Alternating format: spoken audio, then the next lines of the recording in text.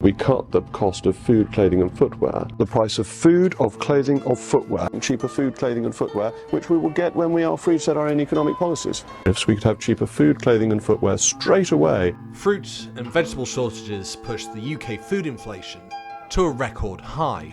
You've just listened to the words of Jacob Rees Mogg, but this episode is more about his failures and a hero who told it to his face. What really upsets people, what really rankles, is the idea that people's cronies, Prime Minister's cronies, are appointed, particularly if you are being rewarded for failure. Now, you and I are very polite to each other. My belief, and you can think the same of me, Jacob, is that you have failed, that you failed as a government minister. You were rewarded for that failure by being knighted. I don't think, with all due respect, I think you're a very intelligent man, and I've always respected the fact that you will debate. People do not like cronyism. That is a really important point.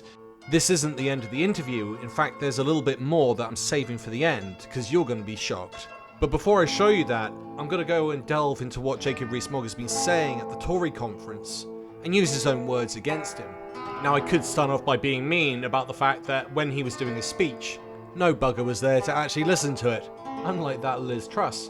Although that's for a different video. And everyone accepts that we need the economy to grow to pay for the public services that people want. And if we're going to do that, then we have to have economic growth. And how do we get that? Well, according to Bloomberg, Brexit is costing the UK economy about 100 billion, but is Jacob going to do anything about that? Of course not. He's still going to champion it. Well, what about HS2? Surely that's going to be one of these big landmark projects showing Britain can build trains? No. Why do you think it's a bad idea? Oh, because it costs too much money. And that it's unaffordable against what else you would do with the money. So if you spent the money on roads or on other rail projects, you would get much more economic benefit. This is a Japanese bullet train. It currently goes at 300 kilometers an hour. That means if it was to go from London to Manchester, it would literally take 52 minutes.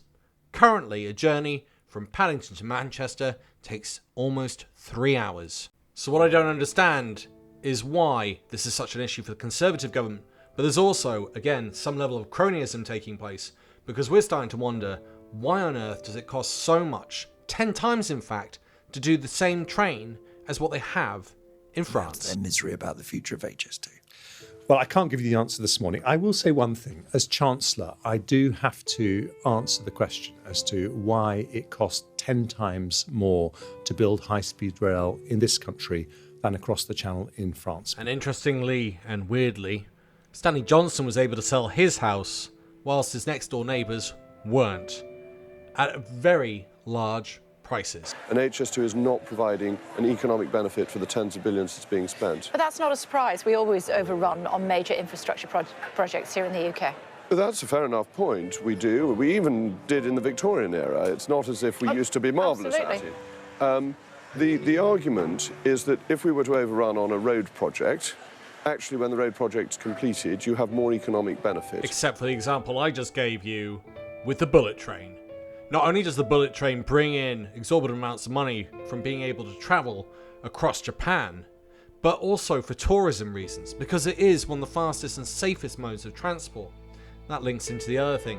He wants you all in cars, despite driving being one of the most dangerous forms of transport, despite it adding huge amounts to CO2 levels, and despite the fact that 30% of the British population can't drive.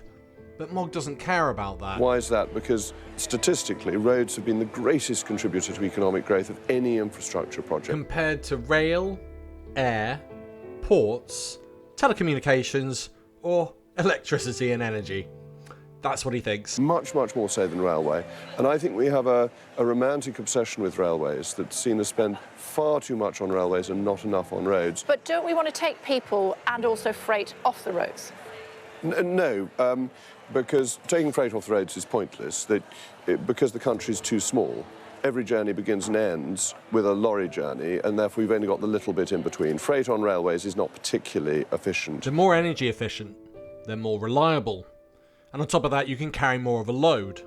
And considering the UK is almost a distance from top to bottom of about 1,000 kilometres, there's everything to say that this is the way forward. And if they're run efficiently, like the bullet train, and I'll give you a story. A couple of years back, the Japanese rail services made a national announcement and apology to the public because the train left 20 seconds early.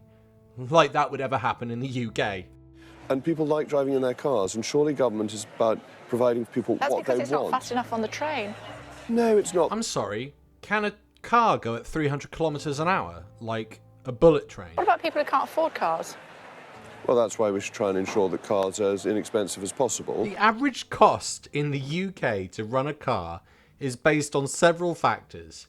It's based on fuel, which, if you averaged out about 12,000 miles a year as the average driven, is £1,300. Then you've got insurance, which could be anywhere between 400 and 1,000. You've got road tax, which can be up to about 500 for high emission cars. Then you've got to pay for your MOT. I mean, the list goes on, but it's about £3,000 to £5,000 a year, and Mogg's just going, it's a pitiful amount, you can easily afford that, it's not a problem. That doesn't even include the fact the car's going to depreciate by about 20% on average. Then you've got breakdown cover, which is 20 to 100 quid. Then on average, it's about £1,000 a year for parking and tolls. The guy's living in cuckoo land. And I'm positive none of that of what Mogg has said is to do with the $3 million that has been donated by fossil fuel companies to the Conservative Party. And it's why Rishi Sunak's absolutely right to delay the electrification of cars. And the main point of all of this, if he can't get HS2 up and running, and he's been part of the government at the top in the cabinet, he's a loser.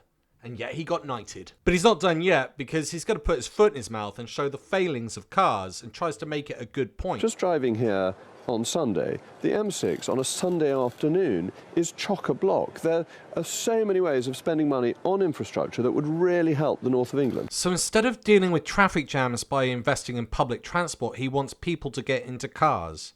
The guy is a loser and a moron. Well, north and You really Midlands. don't want to get to net zero at all, do you? I mean, the whole point is that we're not spending money on roads. The idea is... No, I want an efficient economy, and we're not going to get to net zero on our own. The Chinese are pumping out all of our emissions plus every year. So two things. One, if we're not doing it, how can we ask the Chinese to do it? Second, who's buying all those Chinese products? Instead of putting in some sort of barriers, which he's totally against, to products that aren't meeting a certain standard, Mogg's just going, let it all in. Because Mogg, for whatever reason, is obsessed with free trade, but that also means no checks. You're admitting that this could save £1 billion, which means that checks would have cost £1 billion. I thought post-Brexit checks were not going to be disruptive. That's why we're not adopting them. This would have been an act of self-harm if we'd gone ahead with it. It would have increased costs for people, and we are trying to reduce costs. So that's the purpose of not going ahead with them and trying to ensure that the border flows as smoothly as possible, which benefits everybody. Free trade is hugely advantageous to consumers. Do you know what impact this will actually have on prices in supermarkets? Well, some costs it would be quite significant. That if you look at small deliveries of things like cheese, you were talking about 71% increase maximum level on the retail price. And frankly, at that level, goods just wouldn't have come in. Goods just wouldn't have come in. Goods just wouldn't have come in. Goods just wouldn't have come in. What he isn't telling you as well is that loads of stuff can come in from the EU that is lower quality because no one's checking. And if you think I'm exaggerating, it's already happened. There's a shop in Birmingham that was a tobacconist that is now shut down because cheaper cigarettes are coming in from the EU. In October last year, port authorities checked 21 lorries to see what was inside and found that 19 of them had falsified documents in order to get materials into the UK. Our borders are wide open, and Jacob's advocating for it. You also express a view in your role as a presenter on GB News. Now, the broadcasting code at the moment says no politician should be used as an interviewer in a news programme. You're one of your shows, well, in fact, two of them, I think, are being investigated by Ofcom. Do you think the code should be changed in the interests of freedom of speech? I think the code works perfectly well. I think what I'm doing is within the code. Now, the broadcasting code at the moment says no politician should be used as an interviewer in a news programme. You're one of... Literally, the rules say you cannot be a politician and host a show, and he's doing it anyway. And he's saying it's fine. It's within the rules. It's totally mad. It is Twilight Zone-esque. But we're not done. He doubles down, trying to justify his actions by saying that the rest of the media is left-wing. Look at what Jon Snow, who you know I hugely admired, said about the Tories, an expletive I'd get you into trouble for if I used. Anyway. Unfortunately, Sir Jacob, we are now out of time. Because you don't like talking about a left-wing broadcaster. It's funny he says that because he did exactly the same to Marina Purkiss. That's part of the point. 140. Yeah, but Sorry, that's and we're talking about fixing the economy, and you've just quoted 140,000 I'm talking about things that are symptomatic of the problems of the waste within the government. When Jacob talks about deregulation, that's a big thing. You're all about deregulation. What Jacob is talking about is scaling back your workers' rights and consumer rights. I'm afraid we're going to have to draw this to a conclusion, but you're wrong on that because our employment rights all predate the European Union by and large. 2011. But unfortunately, we've got to go straight to the weather. We've overrun. Unfortunately, Sir Jacob, we are now out of time. Because you don't like talking about a left-wing broadcaster. Now remember, I said there was an extra bit at the beginning that I hadn't included. Just have a listen to this. All appointments to the House of Lords throughout history have been on cronyism. It's extraordinary that he's defending cronyism, essentially the ability to give your mates a lordship and knighthood, not based on their abilities, but actually based on how close they are to power. And I feel this is the real true nature of Brexit. It has never been about sovereignty, it's about power, and it's a power grab, because essentially Westminster is in charge and everyone else can go stuff it. Mr. Speaker, sovereignty in this House comes from the British people, and the idea that we can overrule 17.4 million people is preposterous, and the idea... People do not like cronyism. That is a really important point to make. Everything that Mogg has touched has failed.